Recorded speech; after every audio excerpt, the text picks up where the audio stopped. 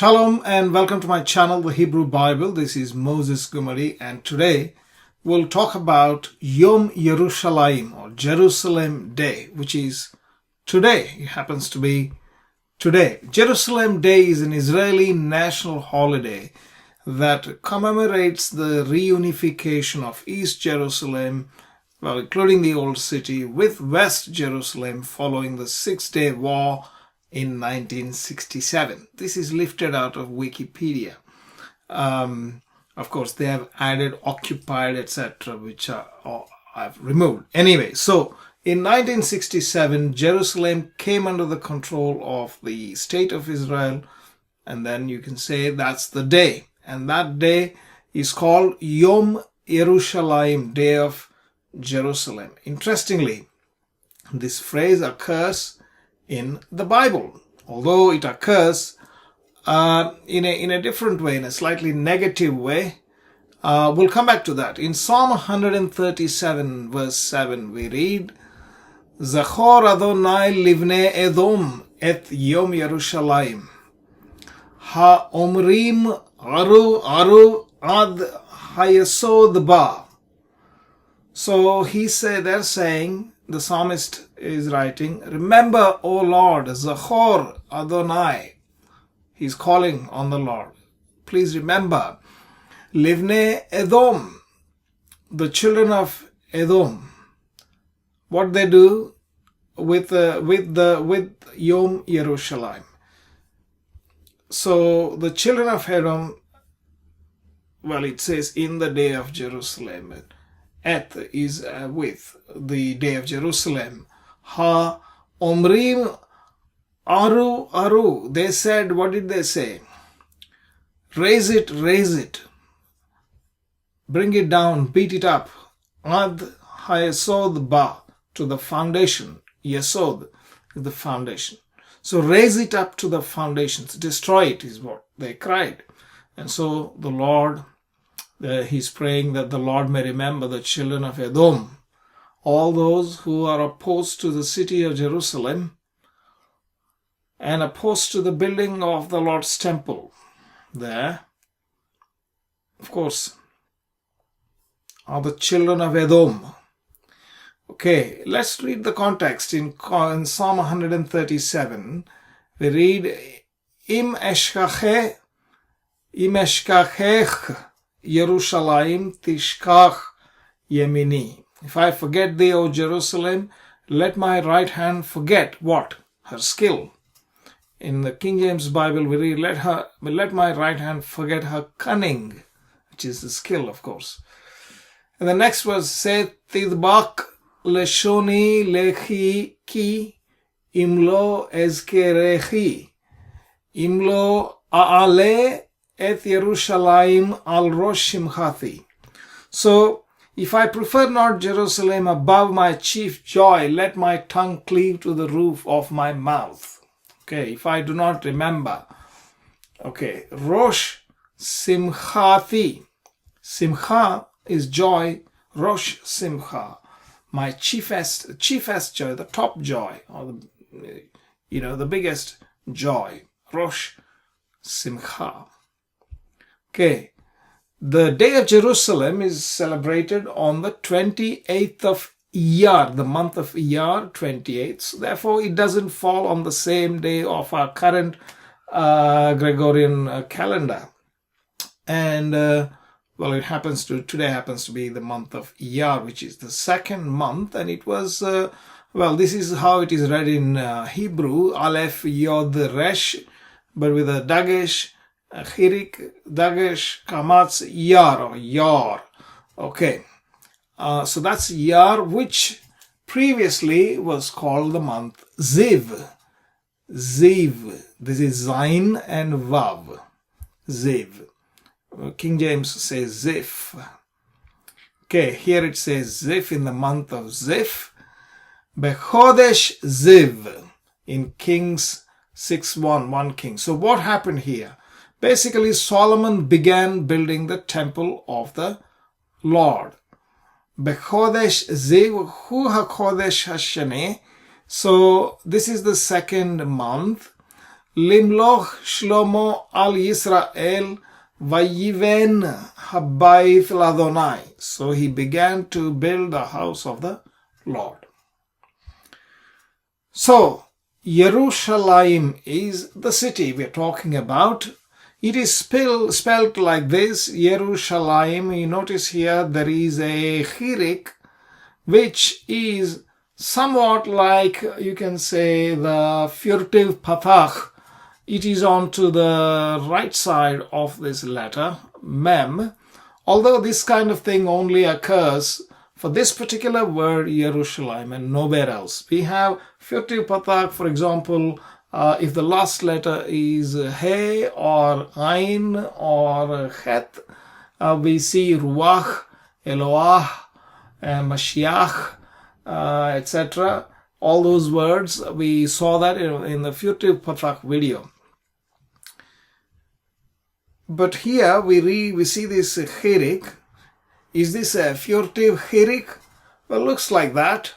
But there's only one word. I mean, there is one professor, in Hebrew, he teaches Hebrew grammar, and he actually sells a course online as well in the great courses, and he has a notebook that comes along with it, in which he actually says furtive chirik.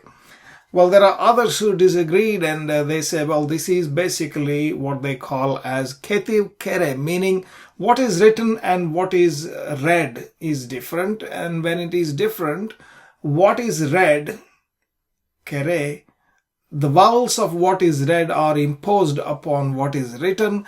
And although sometimes it may not make sense, they basically write on the multiple vowels on that words. And so that's the case of this one. There was a yod that was supposed to be here. It's not there. So they just fitted in the chirik. That's the idea. However, it occurs 633 times. The Masoretic pointing shows this kind of a chirik under mem, but to the right side, without the letter yod. Whereas with the letter yod and chirik, which is a proper spelling, obviously, Yerushalayim, as opposed to Yerushalayim.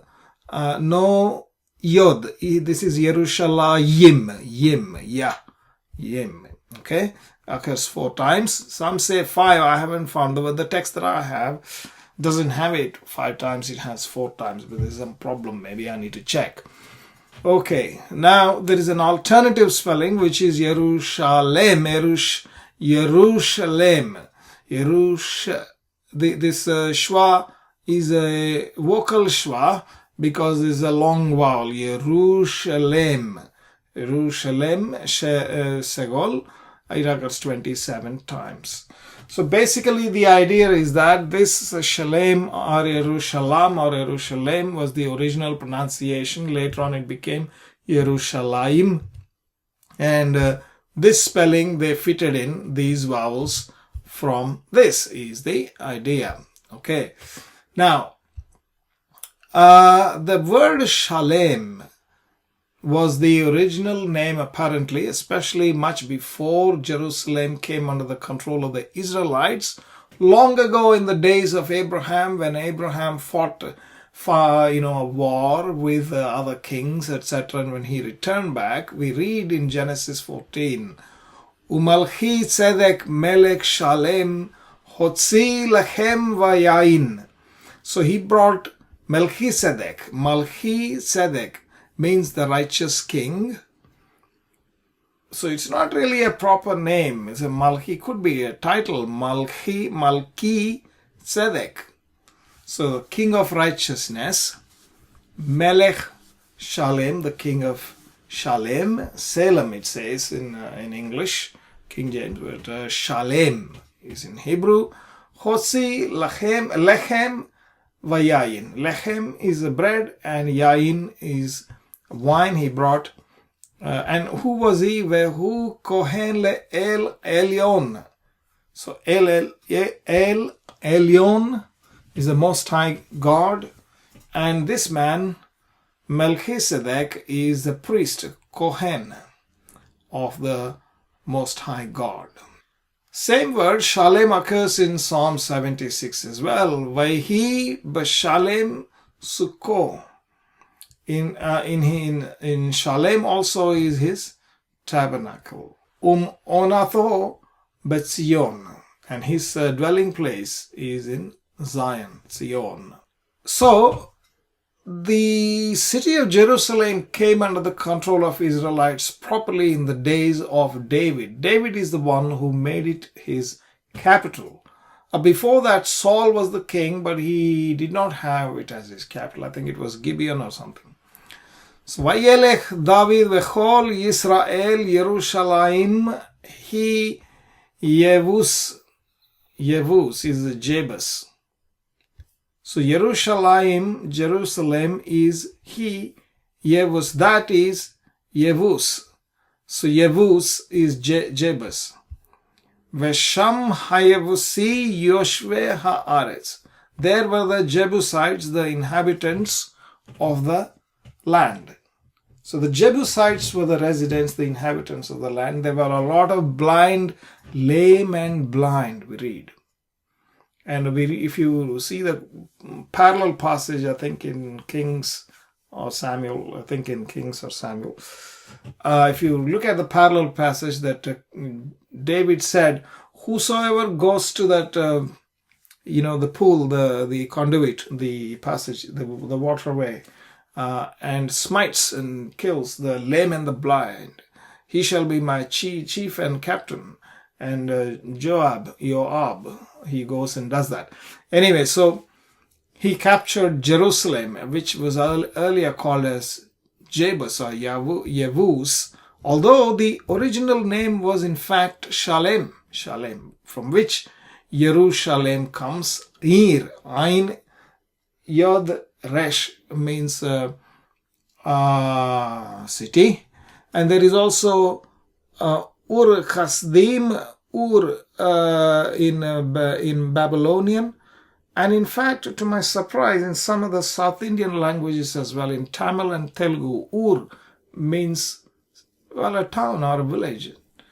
There seems to be some sort of a connection of these words via Sumerian. So the Dravidian languages connection via Sumerian and then Babylonian, and then Hebrew. So this is some sort of a link on that particular word. Ir and Ur are probably related. Ur Kasidim means the Ur of Chaldees, we read in English. Anyway, so that's the old name, Jebus. But again, that was before David. However, the name was renamed Yerushalayim. Yerushalayim is actually dual. Shemaim, Maim, Einaim, that's eyes. Wherever there's a pair of things too, we have the number in Hebrew is obviously singular, dual, and plural. So here we have dual, Yerushalayim, like Shemaim, Mitzrayim, Egypt. Again, there also we have the dual, Mitzrayim. Here, Yerushalayim. So the point then is, why is this dual? Why is this dual? The idea is that there are two Jerusalems, one in the heaven and one on the earth. We read here in Psalm 122 verse 13, Yerushalayim habbenuya. As is builded, Ke'ir, the Ein Yod Resh, this is the city we're talking about. Ke'ir Shehubera, Lah, Yachdav. So joined together as one. Shehubera means joined. If you search for word, this is a root Het Beth Resh. Okay, Chabar. If you look for that word, we read in the book of Exodus and etc., probably Leviticus, where the construction of the tabernacle is given, the things are joined one to the other. The word joined is the same word joined. And so the Midrash is that there are two Jerusalems, one above and another below, and Jerusalem down below is built like a city that is joined together. There's another city up in the heaven and one below. They are together, tied up, like as above, so below, like they are tied together and linked together. Okay. There is another suggestion for the same concept in Psalm 48 verse 2, where we read, "Beautiful for situation, the joy of the whole earth is Mount Zion on the sides of the north." Yerkethe Tzafon is the phrase used on the sides of the north regarding the city of Zion. Har Zion, the Mount Zion. Okay. Kiryat Melech Rab, the city of the great king. In Isaiah 14 verse 13, we see the same phrase on the sides of the north. Yerkethe Tzafon, we read Beyarkethe Tzafon, in the sides of the north. Who is it about?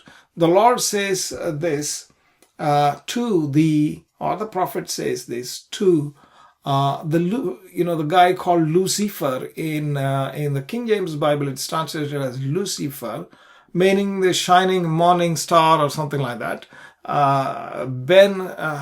Hillel ben Shachar, son of the morning. Hillel ben Shachar. He's a king of Babylon. If you read in the context, however, it appears that he is a little bit of an angelic figure, maybe the prince of Babylon, the heavenly prince of Babylon. That's what it looks like. And so here, this guy thought, I will exalt my throne above the stars of God. Right? Mima'al ke chochve el. So he chochve el, like the stars. Chochav means star. So stars of God. So I'll sit there up in the mount of congregation, Behar Moed. Moed is an appointed mountain in the congregation. Beyarchethe Safon, in the sides of the north. And that kind of indicates to us that Mount Zion on the sides of the north is probably a reference to the heavenly Zion. Not that there is no earthly Zion. Both have to go together. I mean, they are tied up, etc. So that's about Yerushalayim dual, above and below. That brings us to the end of this video. Please do like and subscribe to my channel. Click the bell icon and please do comment. And I will see you again in the next video. Thank you very much.